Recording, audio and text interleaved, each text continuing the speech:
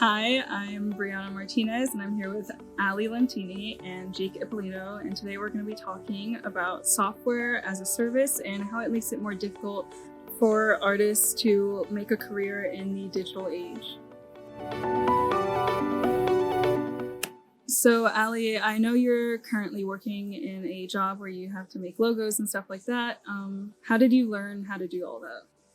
I go to school for visual arts. That's what I major in. So I've been doing that for 3 years. I've learned about Photoshop, Illustrator, Premiere, stuff like that in school. Yeah.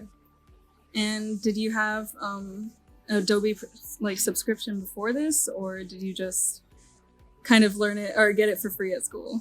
I did not get it for free at school. I had to pay for it. They have computers on campus that you can use that have it, but that's not everybody's going to go to campus every time they want to work on something, especially for a long project. So I ended up having to subscribe to Adobe, pay for a nice yearly subscription, and I've been doing that for 2-3 years now. And how much is your yearly subscription? It's probably 200 something bucks. It's a lot, yeah.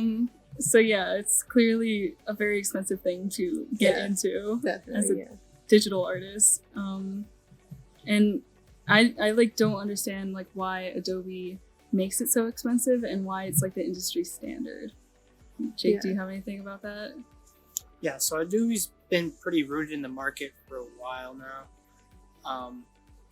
And they moved to a software as a service platform where you have to pay monthly to continually use their software. They used to have the Creative Suite, which was just a one-time purchase. You just bought the software, you owned it. Now you don't really own the software, you just have to pay to use the software with the Creative Cloud. There's not really a reason for this, it's really just to make money. Yeah. And it sort of forces people, especially starting artists, to pay a lot more than is necessary for this. And they kind of need to because they're so rooted in the market. Although that may be changing. Yeah, there's a lot of alternatives out there. As far as graphic design, and if not maybe making logos, but if you actually wanted to make your own original art, there's things like Procreate, and for Photoshop, there's Affinity Photo. Premiere, there's Final Cut Pro as an alternative, which is something you have to pay for, like all the other things I mentioned, but it's a one-time purchase, which is completely different than Adobe from it being $300 a year. Instead, you can buy Final Cut for $200 once and never spend another penny. Yeah. And for most of these, there are free alternatives. They're just not accepted in the market. Yeah. Oh, a big free alternative for as far as video editing is DaVinci Resolve. I don't know. I never heard of it until about a couple months ago. And I know that Jake, you were saying it has to have licensing. If you want to pay for it, you can license your stuff. Yeah, if you want to use it for a movie or something, but you can use it totally free for yourself. If you're a business, I believe you have to pay for it. Yeah. So there is a lot of alternatives out there, but it's hard to kind of start your career if you don't know the huge Adobe Creative Cloud. When you're entering the job market, you need to know Adobe's functioning and everything around Adobe. Yeah. Ali, when you applied for your job, was that a requirement, or? My job, actually, the job description had nothing to do with graphic design like I'm doing now, but I feel a lot of jobs I've been looking, and they need years of experience with Adobe. It's always Adobe, that's the industry standard. They're not gonna be oh, you use Final Cut Pro. It's a good program. They're all just as good as the Adobe ones, but that's just not accepted. Yeah.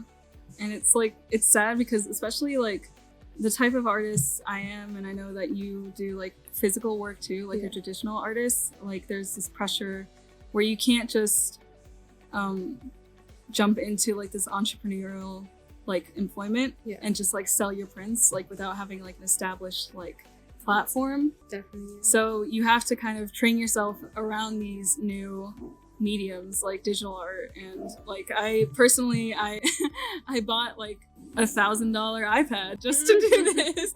And do I regret it? I mean, no. I like doing digital art, but like not everyone has like $1,000 to like just put out there Definitely. to like buy an iPad to do like actual hand drawing work and get that feeling of doing traditional art. Yeah. So yeah, it's hard for an artist to move like to this new medium. Like, what do you think? Like, because you do traditional art too. Yeah, it definitely is way harder, but it's something that you kind of just have to do. Like how you're saying, it's harder. Like you can't just jump into like a whole entrepreneurship thing without any type of following or anything that you did beforehand. So I feel like it's easier to get into the industry. There are obviously a lot more jobs in digital work, but then it's harder to learn it, to pay for the programs if you're just starting out and you don't really have the money for these type of things. Jake, is there anything else you want to say towards what we and Allie were talking about?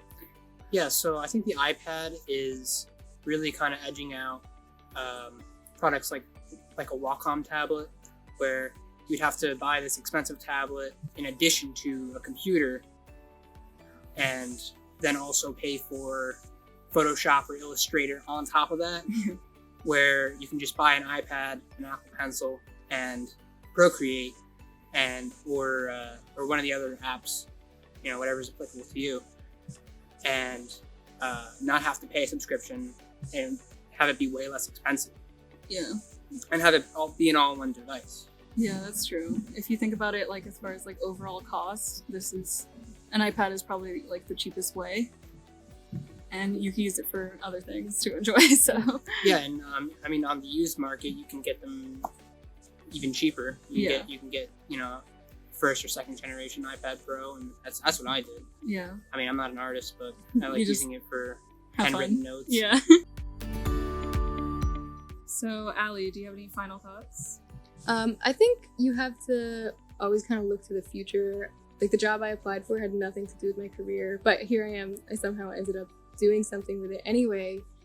And I feel like about Adobe, maybe you have to, like, it might be expensive for you now. It might seem like it's not worth it if you're just a student, you don't have a lot of money and you're paying like so much money for these services. But in the long run, you will need the experience. So if it's something you really think you're going to be doing for a whole career, for your whole life, it's probably worth it now to learn the programs, even if you have to spend all that money, just because you're going to need the experience, and that's how you would get a better job later on.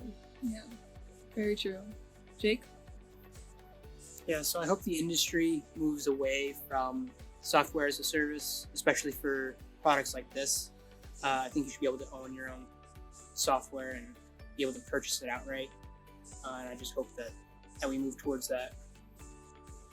And as we wrap up this podcast, I just want to remind all artists that if you don't want to do a career in art and you just kind of want to do it for fun, try something else out first, like Procreate, which is what I do, and art isn't really part of my job or career, so it's just what I do for fun. So try Procreate. It's cheaper than Adobe overall. Yeah, try other things before you push out a huge amount of money on these new products. And that's it for today. And thank you for listening.